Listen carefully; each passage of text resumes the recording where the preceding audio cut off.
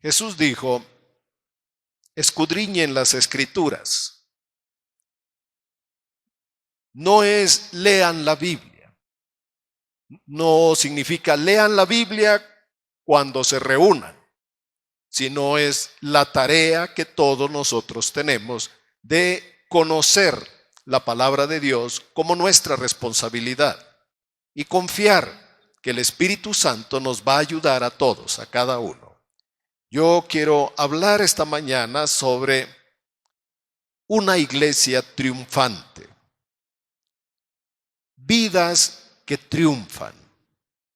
Personas que pueden vivir y aplicar la victoria de Jesús a sus vidas, a sus hogares. Y al hablar de una iglesia triunfante, en realidad el apóstol Pablo habla de una iglesia gloriosa. ¿Quieren abrir sus Biblias conmigo en Efesios 5, 25 al 27? El apóstol está hablando del orden de la familia y se dirige especialmente a los hombres en el verso 25 y dice: maridos, amad a vuestras mujeres. Y si no tenemos idea cómo, sí está aquí el cómo. Así como Cristo amó a la iglesia y se entregó a sí mismo por ella, para santificarla, habiéndola purificado en el lavamiento del agua por la palabra. La palabra hace el efecto del agua para limpiar nuestras vidas. Oír la palabra, creer la palabra, declarar la palabra, tiene el efecto de limpiar nuestra vida. Muchas gracias. Y dice el verso 27 que tiene un propósito. ¿Cuál es el propósito? Porque el Señor limpia la iglesia, porque el Señor le da palabra a la iglesia, porque el Señor puede traer maestros, pastores, profetas, evangelistas para enseñar la Biblia a la iglesia. ¿Por qué? Porque Él tiene un propósito, y ese propósito es presentársela a sí mismo. El Señor es como se recuerdan cuando Abraham mandó regalos para la esposa de Isaac, vestidos, joyas, le cubrió de todo. Así el Señor cubre a su iglesia de todo lo bueno, para que esté no solo bonita, no medio arreglada, sino que esté gloriosa. El Señor viene por una iglesia gloriosa, sin mancha, ni arruga, ni cosa semejante. Me llama la atención que diga sin arruga, porque las arrugas no las podemos evitar, ¿verdad? Podemos planchar algo y luego nos sentamos y ¿qué pasó? Ya se arrugó. Hay telas como el lino que con solo verlas se arrugan. La planchas de un lado y está arrugada del otro. Le planchas nuevamente y se vuelve a arrugar. O sea, es muy difícil. Pero ¿cómo va a ser la iglesia de nuestro Señor? Una iglesia gloriosa. Eso significa que nuestras vidas deben ser gloriosas. La vida de los hijos de Dios debe ser gloriosa. Debe ser una vida de victoria. Y yo quiero hablar precisamente de eso, de la iglesia que triunfa. Porque a manera de introducción podemos decir que el único plan de Dios para sus hijos es la victoria. No hay plan B. El único deseo que Dios tiene para cada uno de nosotros es que experimentemos su victoria. Puede ser que nosotros, por nuestra propia experiencia, digamos: pastor, eso es difícil. Si yo le platicara mis penas, lo que sufren las ovejas, lo que callamos las ovejas, yo les puedo decir que a donde debemos ir no es a nuestra experiencia, sino a lo que dice Dios, a lo que dice el Señor. Si partimos de nuestra experiencia, tenemos fracasos, tenemos lágrimas, tenemos derrotas, tenemos frustraciones, tenemos ansiedad porque no experimentamos realmente una victoria poderosa en nuestras vidas. Pero pues mi papel, mi trabajo, mi responsabilidad es enseñarles a ustedes la palabra. Su responsabilidad debe ser aprenderla, ponerla en práctica, tomarla en consideración. Felicito a los hermanos que tienen buena memoria, pero con la escritura no funcionamos así. Son tantos los versículos que es bueno anotarlos y es bueno volver a la palabra. Y si no experimentamos esta victoria de la cual la Biblia habla ampliamente, incluso recuerdo la Biblia dice de Saúl cuando comenzó su reinado. Saúl fue un hombre que fracasó en el camino, sin embargo, en los primeros meses de su reinado, cuando él empezó a obedecer a Dios, dice claramente la Biblia que a donde iba Saúl, Dios le daba la victoria. Después dice lo mismo exactamente con David, que a donde David iba, el Señor le daba la victoria.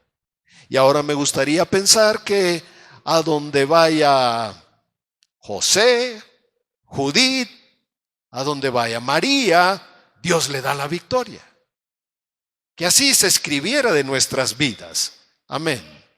Ahora, si nuestra experiencia todavía es muy fuerte y decimos, pastor, no sé.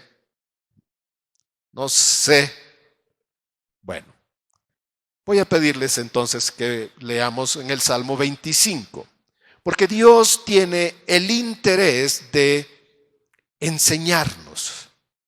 Lo bueno de nuestro Dios es que es un buen padre. Un buen padre no quiere que los hijos fracasen, que los hijos sufran. Un buen padre anhela ver a sus hijos bien. Y nuestro Padre Celestial, por excelencia. Vamos a leer en el Salmo 25, 8. Y solo vean ustedes la magnitud de la bondad del Señor. En el verso 8 empieza diciendo, bueno y recto es Jehová. ¿Cómo es nuestro Dios? Bueno y recto. Tiene dos cualidades que se especifican aquí. Es bueno y es recto. Siempre va a actuar con la mayor rectitud posible. Ahora, ¿qué hace Dios como bueno y como recto? Él hace aquí tres cosas en los siguientes versículos. Dice, primero, por tanto, por lo cual, Él enseñará a los pecadores el camino. Dígame si no es bueno Dios. ¿A quién le puede enseñar Dios? Nosotros decimos, pues a los hijos, claro, Dios nos enseña a nosotros como sus hijos. Pero aún es tan bueno que al pecador Dios le puede enseñar. Aunque esta palabra en el hebreo significa mostrarles o señalarles el camino. En el hebreo se usa más bien la palabra como cuando uno dice, oiga, ¿y por dónde queda la maquinita? Y uno dice, váyase toda esta calle, Isidro Favela, hasta que la encuentre. Ahí va a estar. O sea, este enseñar quiere decir mostrar con la mano. Decir, este es el camino. Les doy dos ejemplos. Daniel le habló a Nabucodonosor y le dice, arrepiéntete de tus pecados antes de que él cayera en la locura. O sea, él fue advertido por el Señor, pero no hizo caso. El faraón fue advertido innumerables veces por Moisés, pero él no hizo caso. O sea, Dios sí le puede hablar a las personas pecadoras. No nos debe sorprender. Dios de una y de otra forma puede hablar a la conciencia de las personas. Pero ¿qué más hace Dios? Dice el verso 9, encaminará a los humildes. Aquí hay condición que nosotros debemos cumplir, ser humildes. Los hijos cuando están pequeñitos y no saben caminar, no son una hermosura, hermanos. No los agarra uno de la mano y ellos se agarran de uno y no los sueltan. ¿Por qué? Porque todavía no saben caminar. Pero ni bien empiezan a caminar, ¿qué hacen? Quieren correr. Hay que perseguirlos. Ya no quieren caminar con uno. Y desde ahí hasta que Dios los transforme. Ya no quieren seguir al Padre, ya no quieren seguir la mano. Uno dice, ven por acá. Ellos dicen, no, por acá. Y más cuando no hablan, ellos solamente quieren seguir su propio camino. Pues aquí dice que Él encaminará a los humildes. Encaminar es como acompañar a otra persona. Como cuando alguien dice, voy a tomar el camión, y dice uno, te voy a acompañar, voy contigo, voy a caminar contigo, te voy a acompañar. Y una cosa más, dice, ahora sí vuelve a usar la palabra, enseñará nuevamente a quienes. Debemos reunir estas dos cualidades, ser mansos y ser humildes, para que el Señor nos encamine y nos enseñe. Pero esta palabra quiere decir aguijonear, porque en el Medio Oriente usaban una varita para, no para golpear, sino una varita para encaminar a los niños, y es marcarles las cosas, marcarles en la arena, hablarles y decirles cosas usando la varita. Y como, por ejemplo, si a uno no le explican bien, ¿cómo se sienta uno, hermanos? En modo gelatinoso. Uno se sienta de una forma y eso no es bueno para la espalda. La mejor forma de estar sentados es mantener nuestra espalda lo más recto posible. Así que en el Oriente usan una varita como para enderezarle los hombros, como para ayudarle a la persona a caminar bien o señalarle algo. Es con una varita, es un toquecito que se le da, no es para aplicar castigo. Y esa palabra, aguijonear, significa enseñar, adiestrar, domar lo indómito, instruir y hacer hábil a una persona. Es como cuando uno lo detiene, le dice, no, así no es, hazlo así. No, hazlo así, que le está llamando la atención y le está enseñando. No es la idea de castigo, no es la idea de lastimar o dañar al niño o a una persona. Así que contamos con la ayuda del Señor. Consideren esto. Hablando de la victoria, tenemos que Dios nos quiere enseñar. Entonces, lo primero que vamos a señalar es la victoria de Jesús. Es lo que debemos conocer nosotros. Debemos ser expertos para conocer la victoria de Jesús, lo que hizo Jesús. Entonces nosotros necesitamos ir a la Biblia, tener un conocimiento y una revelación de lo que hizo Dios con Jesús por nosotros, a favor de nosotros. Así que vamos a examinar la Biblia con mucho cuidado. Vamos a la primera carta de Juan, capítulo 3. Y lo que vamos a leer es el principio del ministerio de Jesús, la profecía de Isaías 61. Pero es importante que todos los hijos de Dios conozcan este versículo, se den cuenta que hay algo en la Biblia que lo dice de esta manera. Capítulo 3, versículo 8. El que practica el pecado es del diablo. ¿Por qué?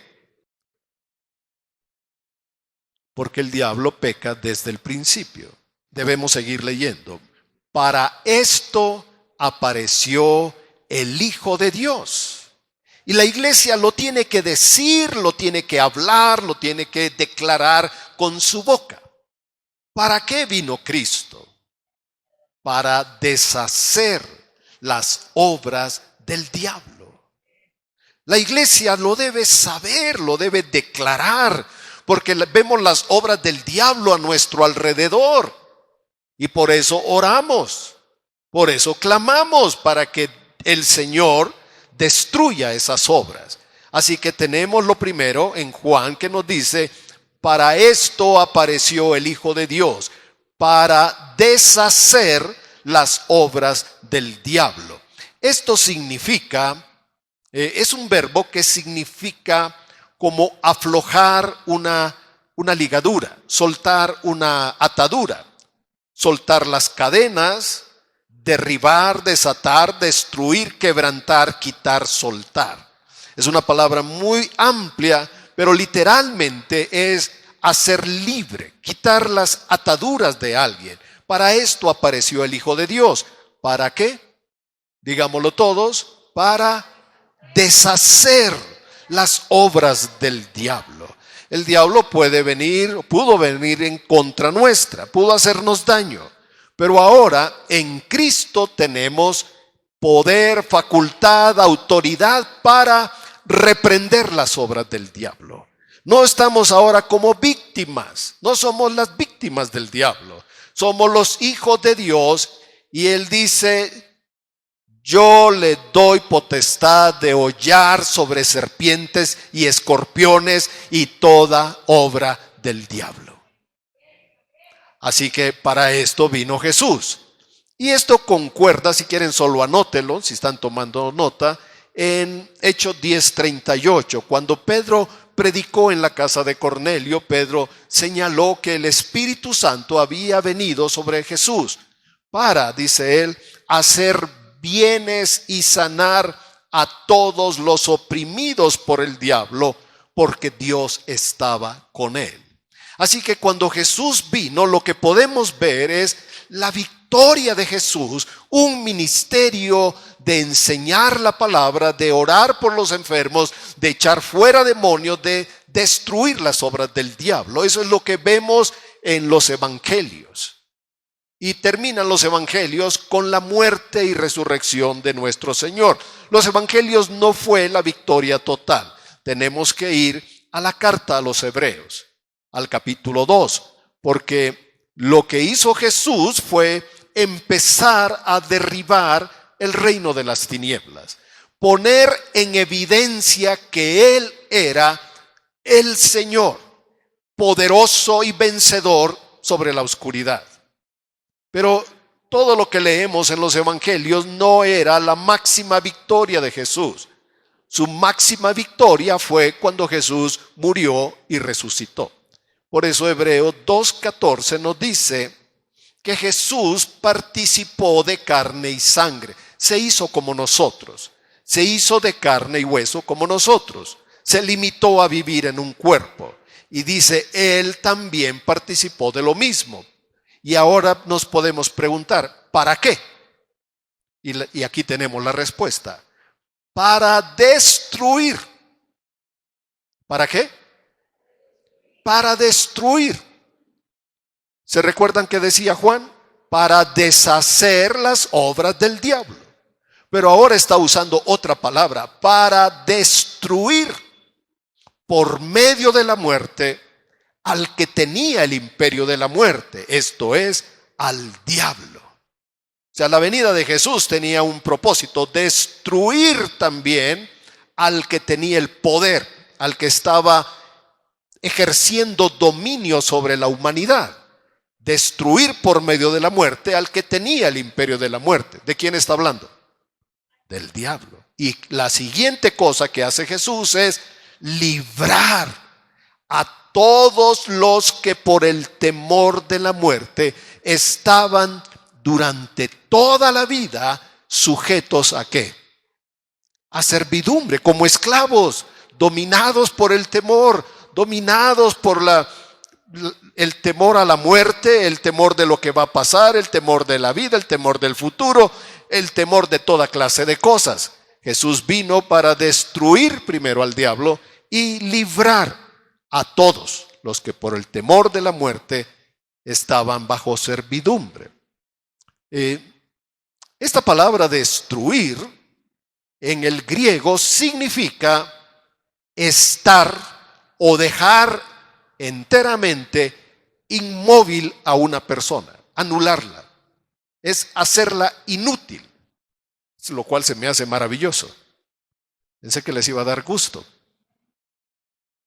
Palabra destruir, ¿qué significa? Hacerlo inútil. Ponerlo en una condición en que el diablo no tendría poder y fuerza y capacidad. Y ustedes me preguntan, oiga, hermano, pues el diablo anda haciendo de las suyas. Y la pregunta debería ser, ¿por qué? ¿Por qué el diablo hace de las suyas? Pues porque las personas se lo permiten. Y porque los hijos de Dios nos toman el valor, la fuerza para resistirlo, porque es lo que debemos hacer. Y esta palabra significa hacer inútil, o invalidar, o abolir, o acabar, deshacer, desligar, perecer, quitar, suprimir, destruir. La idea fundamental es dejar a alguien completamente inútil, incapaz.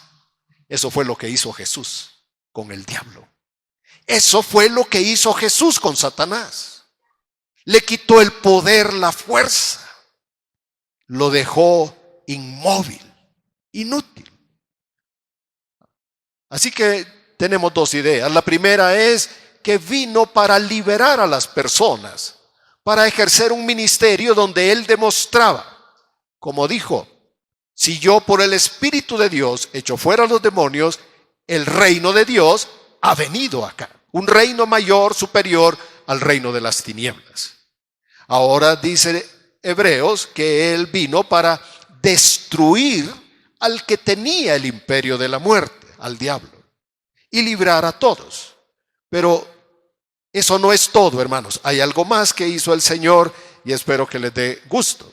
Cualquiera que escuche estas palabras debería celebrarlo. Vamos al libro de Colosenses, capítulo 2. Ahora encontramos otra acción. El Señor murió y resucitó. Pero ¿qué logró con eso? Dice el capítulo 2, verso 15, hay 3 verbos que deben llamar nuestra atención. Porque los verbos reflejan la acción, lo que Él hizo. ¿Qué hizo Jesús? Primero, despojó. ¿Qué es despojar?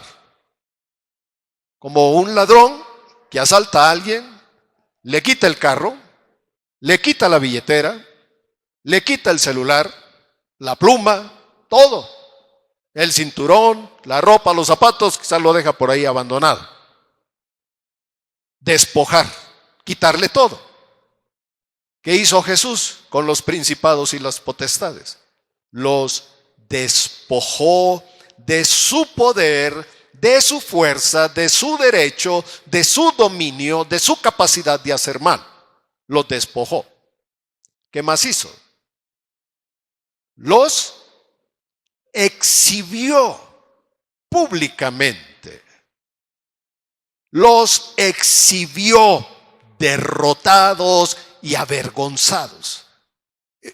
Esto para nosotros, 2000 años después, no tiene mucho sentido, pero cuando Pablo lo escribió, era una costumbre que el imperio romano, cuando iba a un lugar y peleaban unas batallas, ellos traían pruebas de su victoria.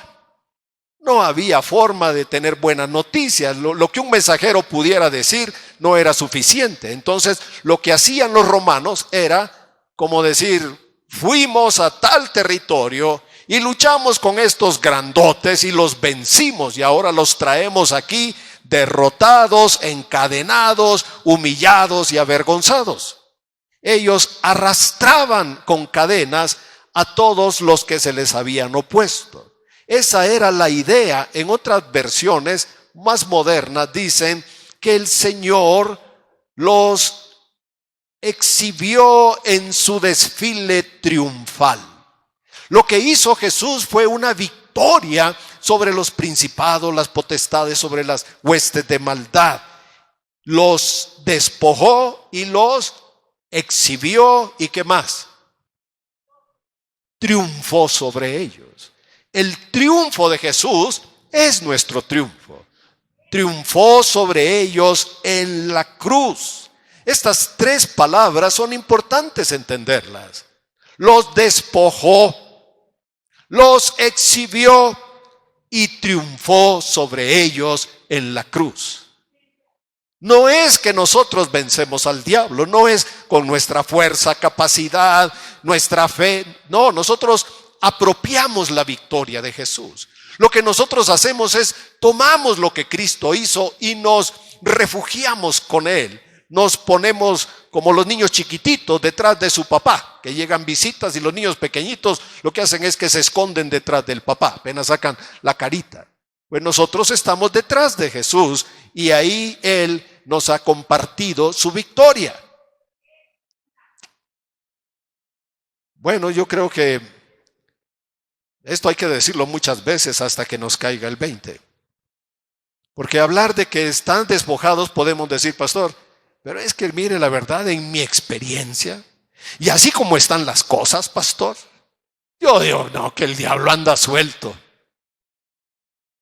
¿Por qué anda suelto? Porque unos le abren la puerta y porque otros no hacen nada, se cruzan de brazos, no resisten al enemigo a través de la forma en que Dios nos ha enseñado. Y es lo que vamos a compartir más adelante. Así que nuestra prioridad debe ser conocer lo que Dios ha hecho. Yo les recomendaría volver a estos pasajes nuevamente, volverlos a leer y volverlos a leer y creerlos y declararlos. Y si para nosotros en nuestra experiencia decimos, en mi mente no lo entiendo, podemos decir, Espíritu Santo, enséñame, abre mis ojos, como Eliseo con el criado. El criado estaba angustiado, el criado dice, son muchos. Jesús es nuestro Señor, es nuestro vencedor. Él ya venció al diablo, venció las potestades, venció todos. Si Jesús estuviera con nosotros, ¿qué nos diría? Conmigo es más que suficiente. Me tienes a mí, tú vas a ser más que vencedor. Amén. Ahora, lo que nosotros debemos conocer es lo que Dios ha dicho. Debemos conocer lo que Él ha hecho por nosotros. Nosotros podemos vivir en unas condiciones a veces que no es lo que dice la Biblia. No es la victoria de la que estamos hablando.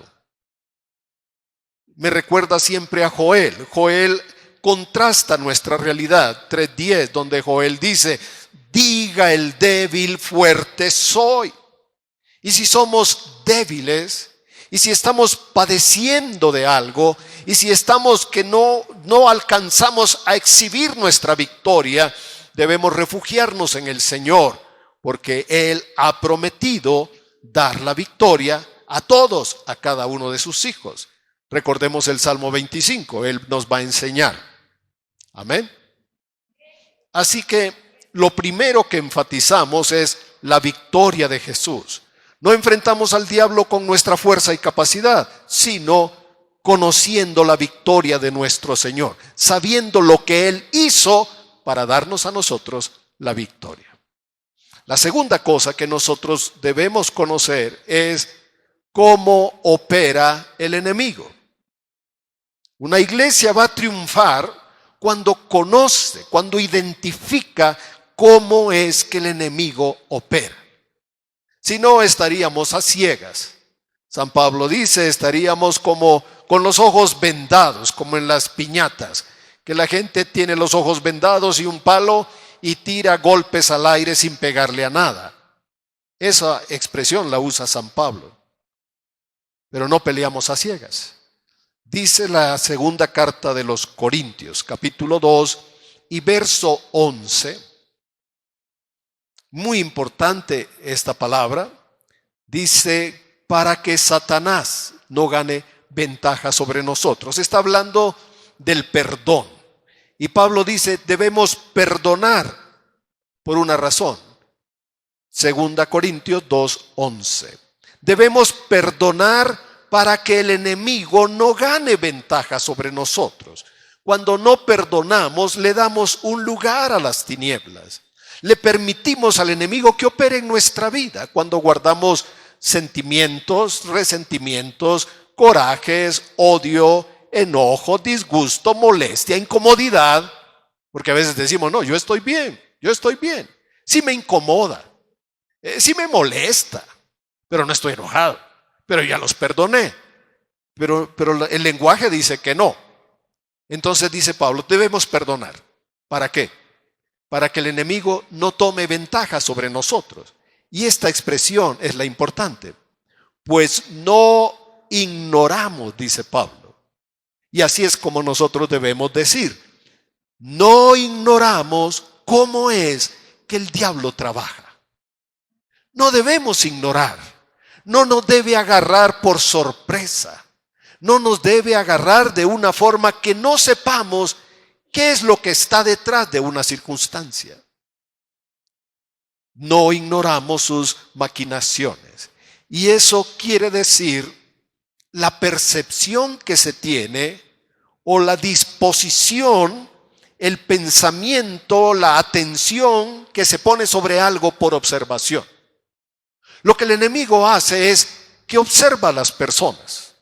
Y no piensen que el diablo es el que lo hace, sino que no estamos al nivel de que venga el diablo y nos ataque. Hay personas que así dicen, ¿verdad? Pastor, el diablo me ha estado atacando últimamente. Bueno, la verdad, él anda muy ocupado en otras cosas más importantes, ¿verdad? Pero sí espíritus, eso sí pueden estar ahí tratando de robarnos la paz y de engañarnos.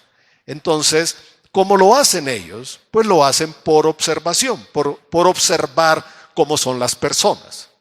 Porque el enemigo, de alguna forma espiritual, hace sugerencias a la mente, habla a las personas.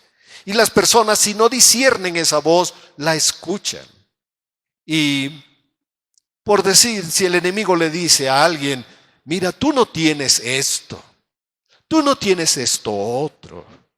Casi como que le dijera, yo que tú me pondría triste. Yo que tú entraría en un cuadro de depresión. Y entonces las personas dicen, pues sí, casi tiene razón, ¿no? Porque yo viendo mis problemas y viendo tantas cosas, pues sí, ¿para qué vivir, pastor? ¿Para qué vivir? ¿Para qué luchar? ¿Quién habla así? Una persona que no ha escuchado al Espíritu Santo. Porque el Espíritu Santo, ¿qué le diría?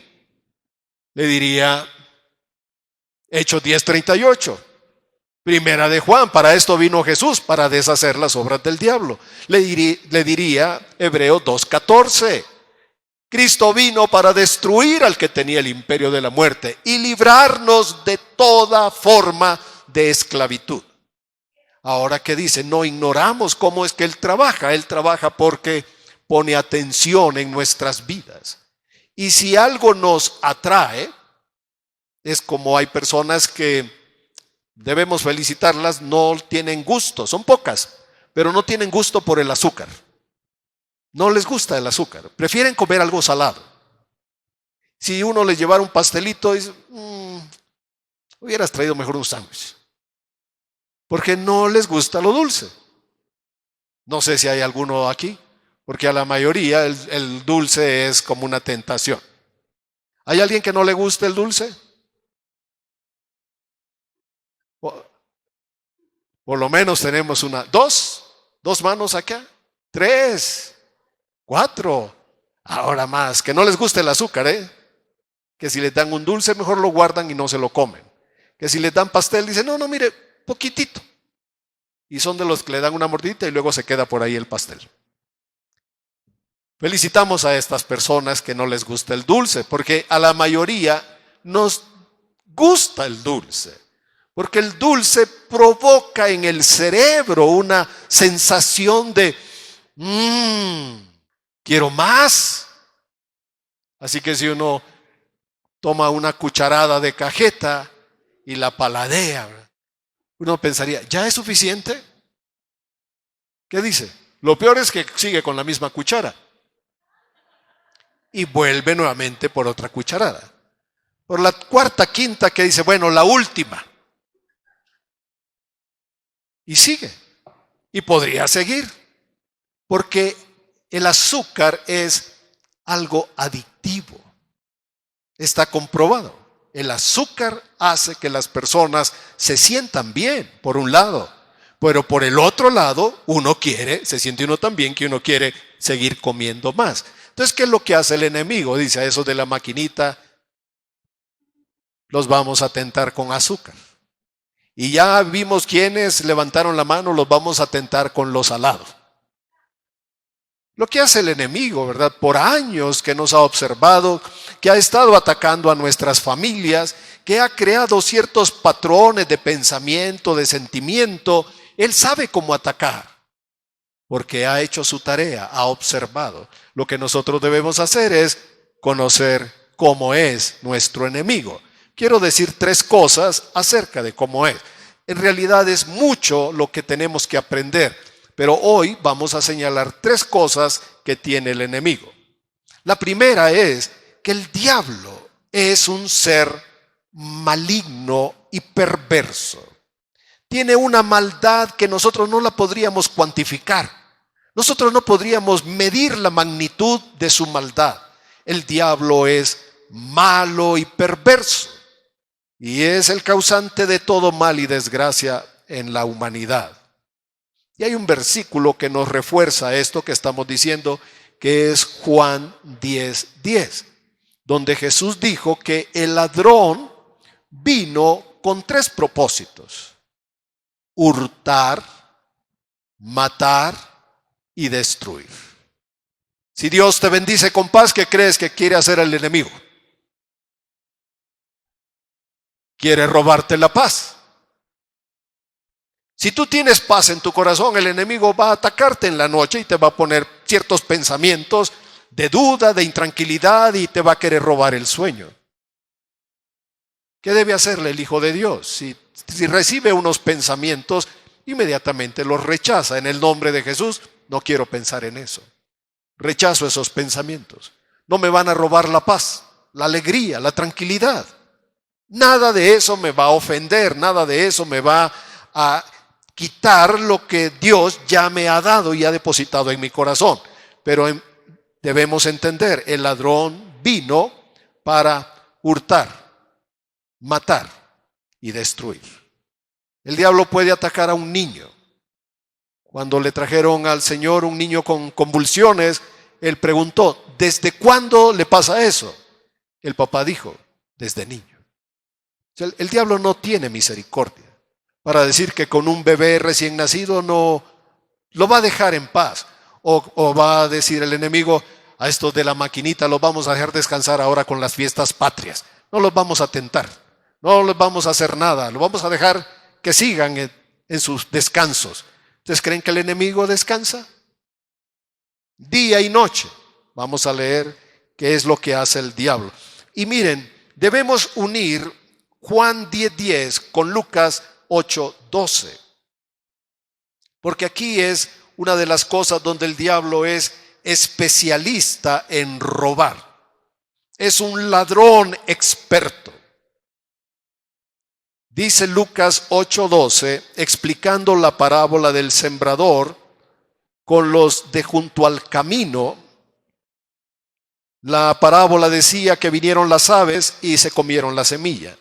La explicación que da el Señor en los 3 evangelios es la siguiente. Dice, los de junto al camino son los que oyen. Todos nosotros ahora estamos oyendo. Pero dice que, ¿qué hace el diablo cuando uno oye la palabra de Dios? Viene el diablo y ¿qué hace? Quita de su corazón la palabra. Esto a mí me conmueve. ¿Cómo es que el diablo pueda llegar al corazón de alguien y robar la palabra? Porque la palabra de Dios, siempre Dios la quiere sembrar en nuestro corazón. No solo es satisfacer la mente, no solo es llenar de información acá, sino que de acá penetre nuestro corazón. ¿Y qué es lo que hace el diablo? Roba. ¿De dónde? Del corazón. Y lo hace con estas razones y motivos. 2. ¿Para qué? Porque el diablo está interesado en quitarnos la palabra. ¿Para qué? Para que no creamos. ¿Y para qué? Y para que no nos salvemos. O sea, el diablo nunca, esto le ha funcionado. Y en los primeros años de nuestra vida cristiana, uno puede dar testimonio de esto. Decir, yo he ido a la iglesia y de todo lo que oía, no se me queda nada. Y si alguien está todavía en ese nivel que dice, es que yo voy, pastor, y al rato ya ni me acuerdo. Y luego veo el mensaje ahí, qué bueno si lo ve. Pero luego se me olvida. Y a mí todo se me olvida. Hermanos, eso no es normal, porque deberíamos recordar la palabra del Señor. ¿Quién la roba? El diablo. ¿Por qué? Porque no quiere que las personas crean y se salven. La segunda cosa que tiene el diablo en su naturaleza es que es mentiroso. Jesús lo llamó en San Juan 8:44 el padre de las mentiras. Satanás es un experto para alterar la realidad. Hoy estamos experimentando una gran presión social porque lo que la ciencia descubrió en la genética de los seres humanos, lo que se llaman los genes, que definen quién es un hombre y quién es una mujer, hoy hay toda una fábrica de mentiras para tratar de anular la ciencia, para decir no es cierto. Y se ha dicho tantas veces que hay personas que lo creen, porque él es un experto para alterar la verdad. Pero lamentablemente, hasta que ocurra una autopsia de alguien que se perciba como se quiera percibir, cuando se haga la autopsia se va a descubrir realmente lo que todo el mundo sabía. Las personas se pueden percibir de la forma que quieran, pero al final, en una autopsia, en un examen de sangre, de ADN, se va a decidir si era hombre o era mujer, no más. No hay 100 géneros, aunque hoy las personas nos dicen que hay más de 100 géneros. ¿Por qué? ¿Por qué las personas se atreven a decir eso? ¿Cuántos fueron a la escuela y nos enseñaron que el género era femenino y masculino? ¿A cuántos hicimos una tarea ahí en la escuela, verdad? En una tarea de español, y nos enseñaron que el género define femenino y masculino. No más. Pero se ha dicho tantas cosas que la gente las cree. ¿Por qué? Porque el enemigo es mentiroso, porque altera las cosas. Él puede falsificar, alterar, distorsionar, contradecir, distraer y alejarnos de la palabra, porque se recuerdan lo que dice, que él roba la palabra para que no podamos creer. Porque si nosotros creyéramos más, hermanos, estaríamos en otro nivel de vida espiritual. Si creyéramos más, estaríamos en otro nivel de victoria, de gozo, de paz, de alegría. Entonces él roba la palabra para que las personas no crezcan. Vamos a Apocalipsis, capítulo 12. Ahí vamos muy rápido porque es el último libro de la Biblia. Si las personas llegan a los mapas es que ya se pasaron. Capítulo 12, versículo 9. Dice, fue lanzado fuera el gran dragón, la serpiente antigua. Estos son títulos de Satanás, que se llama Diablo y Satanás. Son las caras que él toma, como un dragón derrotado. Un dragón derrotado. Sin carbón, sin energía, sin producir fuego. Una serpiente antigua que se llama Diablo y Satanás. Y aquí nos dice cuál es su tarea. ¿A quién engaña? Al mundo. ¿Por qué? Porque el mundo rechaza a Dios. Porque el mundo ha rechazado la palabra de Dios y porque el mundo ha rechazado al Espíritu Santo. ¿A quién puede engañar? A los que le dan la espalda a Dios. Engaña al mundo entero. Fue arrojado a la tierra y sus ángeles fueron arrojados con él. Entonces es un engañador, un mentiroso que engaña, es capaz de engañar al mundo entero. ¿Por qué engaña al mundo? Porque el mundo no quiere oír a Dios.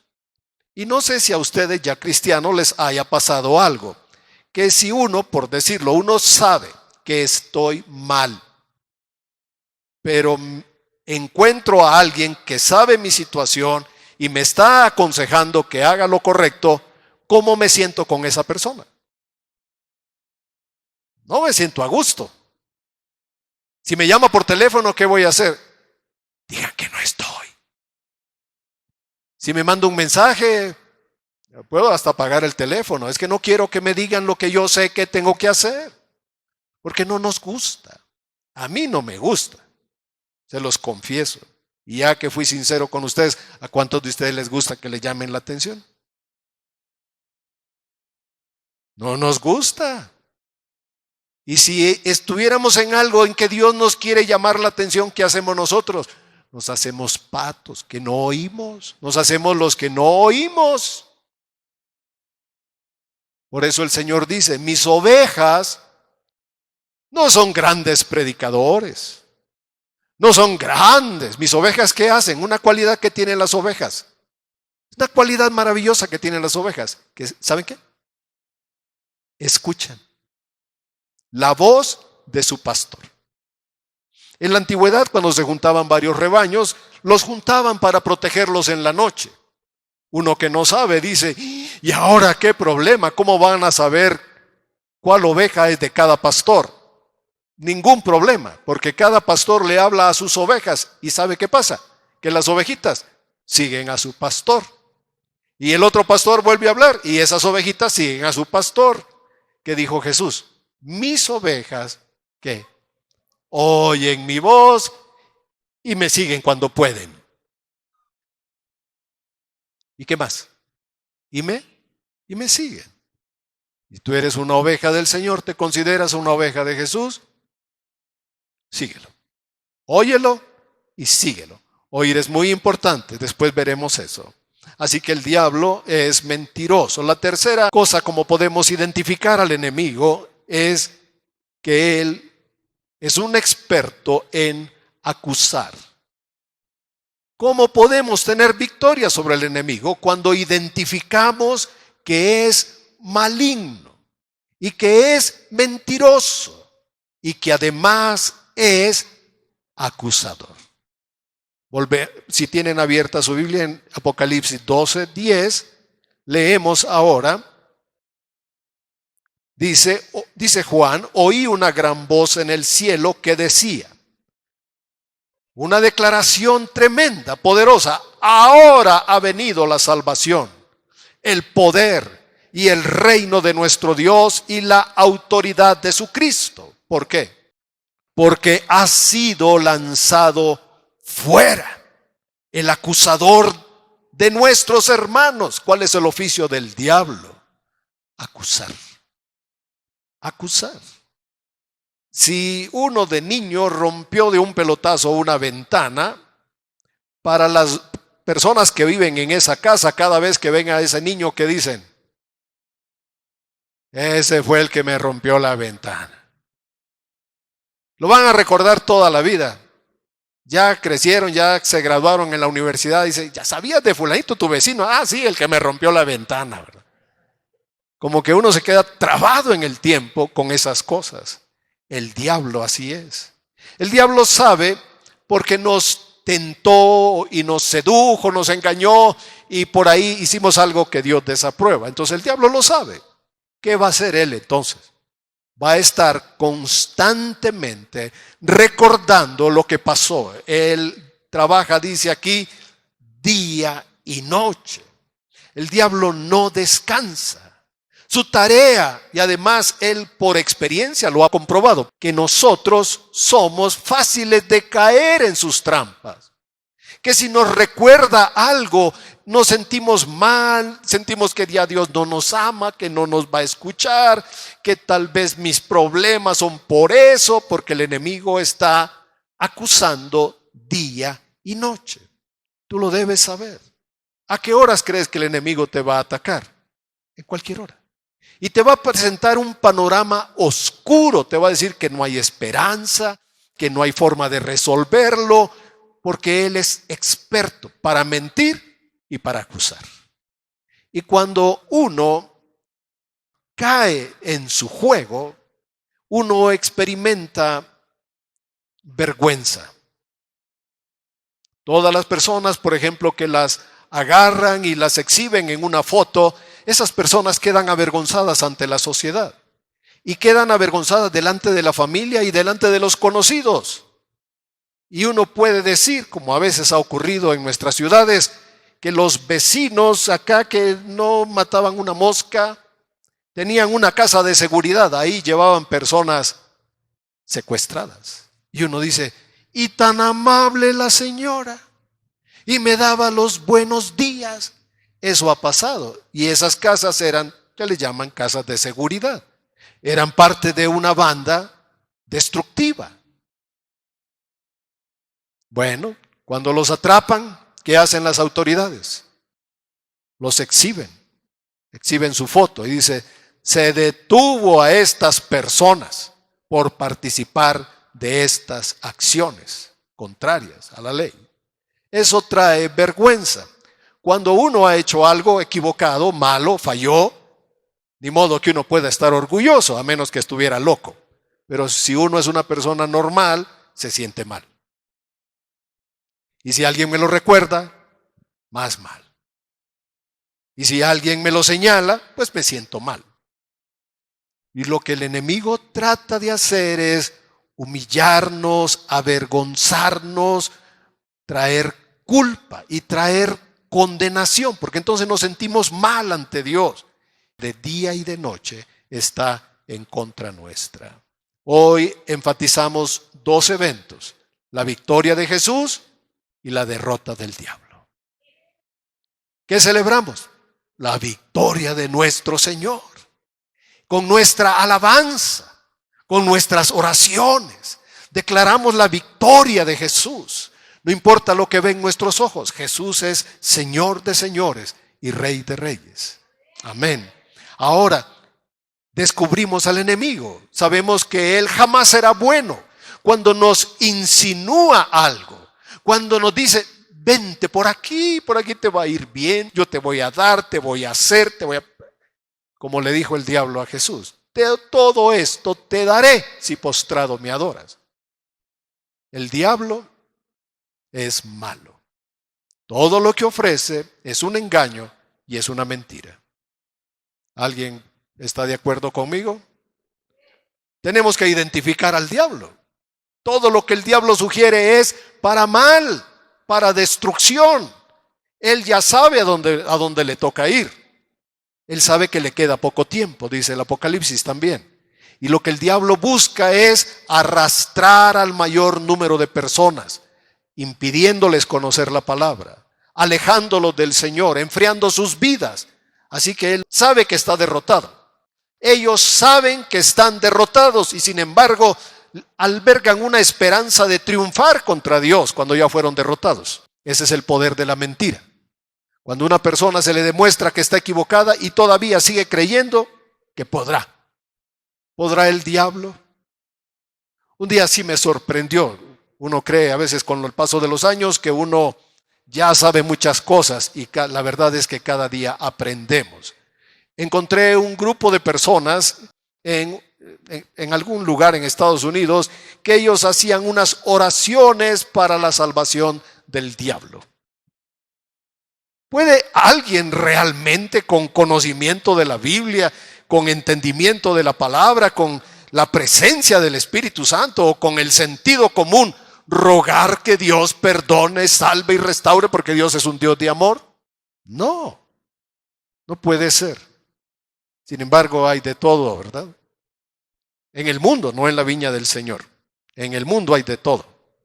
Y dirá, pastor, pero en mi experiencia también en la iglesia. Por eso es que nuestra experiencia se hace tan poderosa, porque experimentamos las cosas que no son buenas y debemos experimentar el poder de nuestro Señor, que vino para deshacer las obras del diablo, para destruir al que tenía el imperio de la muerte, para libertar a todos los que vivían bajo el temor de la muerte. Amén. ¿Y el enemigo cómo es? Malo, mentiroso y acusador. ¿Cómo sabemos que es Dios el que nos está hablando o el diablo? Cuando Dios te habla, siempre te va a llevar a restaurar, te va a llevar con el Señor, te va a decir, hay perdón. Sí fallaste, pero hay perdón. ¿Cómo sabemos cuál es la voz del diablo? Porque el diablo dice, fallaste, ni modo. Yo que tú me moría. Yo que tú, mejor me iba. Yo que tú, mejor hacía esto. El diablo no da esperanza. Cuando tú escuches una voz que no te da esperanza, que solo te acusa, que solo te humilla, que solo te avergüenza, esa no es la voz de Dios. Porque el Espíritu Santo siempre nos va a llevar a Cristo. El Espíritu Santo no va a acusar a la oveja. Lo que hace el pastor cuando la oveja se ha ido es que la carga, la echa en los hombros y la lleva nuevamente al redil. Eso es lo que Cristo ha hecho con todos nosotros. Amén.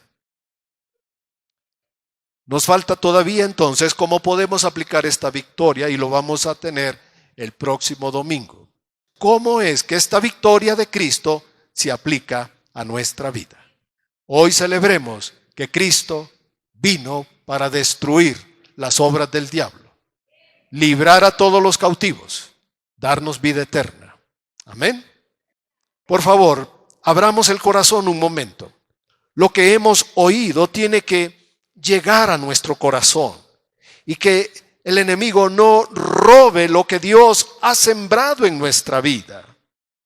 Que el enemigo no robe la palabra del Espíritu a nuestros corazones.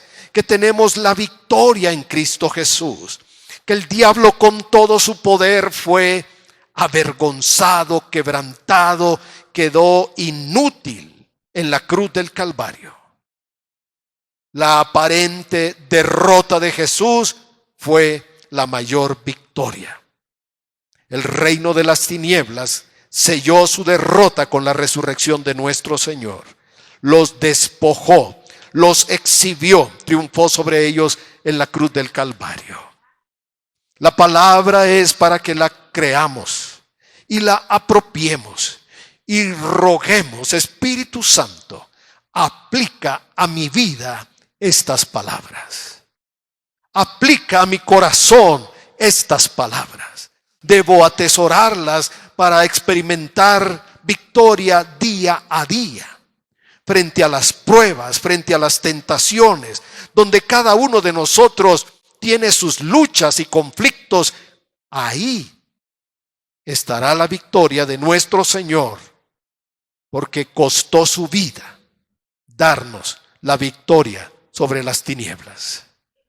Padre, oramos en el nombre de Jesús, ser despertados y avivados con tu palabra, ser conmovidos en nuestro interior para valorar todo lo que tú has hecho para perdonar nuestros pecados, para limpiarnos de toda maldad y para darnos vida, vida en abundancia, vida eterna desde ahora.